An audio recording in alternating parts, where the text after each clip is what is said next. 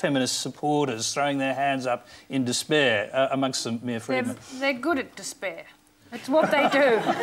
We all do despair. Let's hear from Mia then, because she wrote this article. I'm so glad you brought it up. I've had, you know, quite a lot of time to think about that. My mum was quite cross with me for writing that because I grew up in the water of Germaine. You know, my mother was revolutionised by Germaine. Germaine changed her life.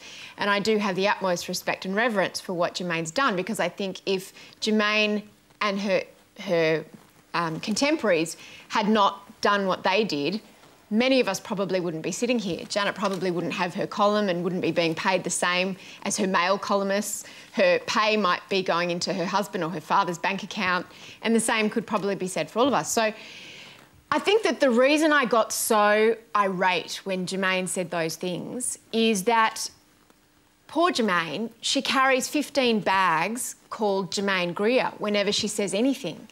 And I think that that's a real problem, because I think that feminism really needs to have a lot of different voices. And I don't know if Germaine would agree with that, but we need lots of women being feminists. There can't just be one voice. So, you know, I've welcomed Naomi Wolf and Caitlin Moran and Sheryl Sandberg and other women now, because I think it's okay to disagree within feminism. It's not Buddhism. We don't all have to hold hands and sing Kumbaya and agree with each other. So have you, to some degree, come back on board with Germaine? You've rethought your... No, I really disagreed with what she said about that. I really got very upset about what she said about female genital mutilation last time she was on the panel. But, you know, that's okay. I can still agree with her on a lot of other things, and it doesn't mean that, you know, this idea of you're kicked out of the feminist club or you're in the feminist club. I think it should be really, really broad and inclusive. It is pretty exclusive, though. I mean, one of the problems that I see with the feminist movement, and certainly in the earlier days, or perhaps in the 80s and 90s, is that there was this assumption that all women wanted the same thing. And, I mean, it comes back to what we were discussing earlier, Germaine. I don't think we talk about liberation anymore. We talk about equality, and there's this assumption that women all want the same thing, and they all, of course, all want the same thing as men. Well, turns out we don't. You know, we just want liberation. We want to be free to make choices. And I don't think the women's movement has sufficiently acknowledged the reality of women's choices to raise children, to work part-time, to, you know, to live the way they want to live. Germaine, do you want to respond to, you know, obviously the disappointment that you've wrought upon some of your previous supporters, but also some of the ideas that are being tossed around here as to whether your voice has somehow now been diluted by many others? Look, I don't care whether my voice is diluted. It's really not a problem for me. I say what I want to say when I want to say it, and I'm prepared to be disagreed with. I've been disagreed with all my life. Do you regret some of the things that you say in the heat of the moment? No, not at all. No. And you might have noticed that Julia's given up the jackets.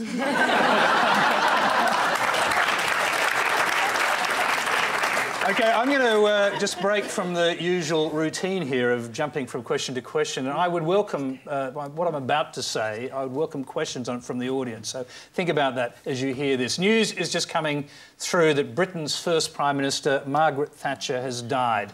There'll be a full report on this on Late Line programme after Q&A or on News Radio, if you happen to be listening to News Radio. But we have been talking about women leaders. We're talking indeed about Margaret Thatcher. And me with no champagne. Now, that's a tough one. Yeah. Now, Elvis Costello once wrote a song saying that he would stamp the dirt down on her grave. But I think time has passed now, and people have a slightly different view of Margaret Thatcher. Do you think that's true or not? I do think it's true. I mean, we have to remember as well that when Richard Nixon died in the United States, people had an enormously different view of him. He went away post-Watergate, came back tanned, rested and ready as an elder statesman. And certainly Margaret Thatcher did that extremely effectively. But she sort of transcended what the policies of her day were to become iconic, either as a figure of hate for the left or a figure of reverence for the right. In a way, both are really, really valuable because they light a fire under people's aspirations, whether you agree with her or disagree with her. Having that focus, it's probably an incredibly stressful place to be as an individual, though. And again, going back to this notion that no one person can really embody the hopes of the entire group of people that they're supposedly representing. To be honest, going and looking and seeing what has changed post-Thatcher in terms of representation of women as MPs in the UK Parliament. It's improved, but not by a whole lot. And I suppose the hope really here is that post-Julia Gillard, more and more women will enter politics, but Britain didn't manage to do it. So here's hoping Australia does. Oh, I think I might have misspoken earlier. I said first Prime Minister. Of course, I mean first female Prime Minister of Britain. Janet Albrechtsen, your thoughts on the loss of Margaret Thatcher? Well, I think it's a sad moment, and I think Margaret Thatcher will be remembered for not only being the first female Prime Minister of Britain, but one of those rare politicians that has a series of convictions, whether you agree with them or not. I mean, what I find most offensive about many modern-day politicians is that they don't really believe in anything. I'd much rather see, you know, a politician on the left who sincerely believes in a set of convictions than this sort of whatever-it-takes attitude that has set in on both the left and the right. And I admired Margaret Thatcher's convictions. I happen to agree with many of them, not all of them, but many of them.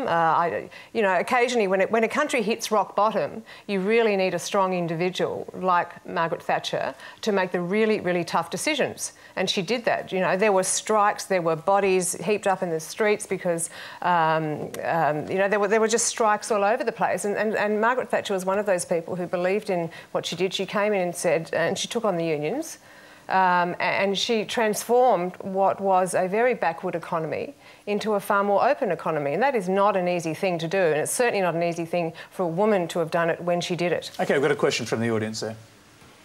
I sense that the public is increasingly frustrated, disillusioned and embarrassed by politicians and with the political process.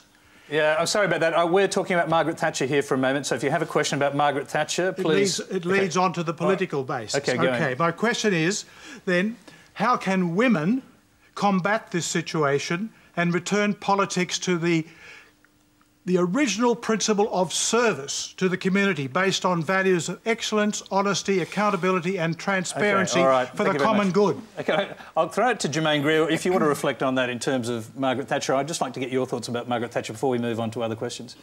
Well, Margaret Thatcher certainly is probably the most influential British politician in my lifetime. But the important thing to understand is the party she influenced was the Labour Party, who learnt her policies and applied them. And she also imbibed quite a lot from the Australian system, where you turn your working class into stakeholders and get them to live out a life of debt and DIY, which keeps them out of trouble and off the streets. So Mrs Thatcher imbibed all of that and applied it in her own way. So we had the sell-off of council housing. Now, of course, we have a huge housing shortage, etc., and so on.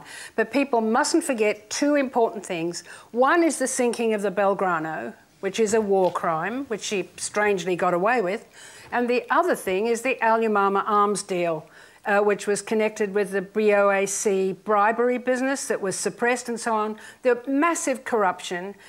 Now that she has completed her days, and she's been very much reduced recently, I saw her quite often, and she was still doing all the traditional things that she always did, using the same language and so on, but never quite knowing where she was. But now that she's no longer a problem, in that we can start to actually investigate what happened with the Al-Yamama arms deal and why it is that her son, who's an idiot, is actually a multi-millionaire, these are all things we've got to work out. There's a good deal of reassessment to be done in the case of Margaret Thatcher. And very briefly, did you admire her as a woman? She basically climbed the highest porticos of power in Britain, and that was no mean feat. Well, but you have to understand how it was done. There were no women around her. She was actually elected by her own party to serve as a new broom that would bring about reforms that would be very unpopular. Then they figured they could unload her and start again. When they actually came to unload her, it was done in the most callous way. And now Tony Blair, who's her most famous disciple, is a multi-millionaire, probably a billionaire. Margaret Thatcher didn't get any seats on any lucrative boards. None of the easy money came her way. She actually did lecture tours, which is outrageous that someone of her political eminence should be reduced to that. Believe me, the British establishment got their revenge on Margaret Thatcher. And we have one more question down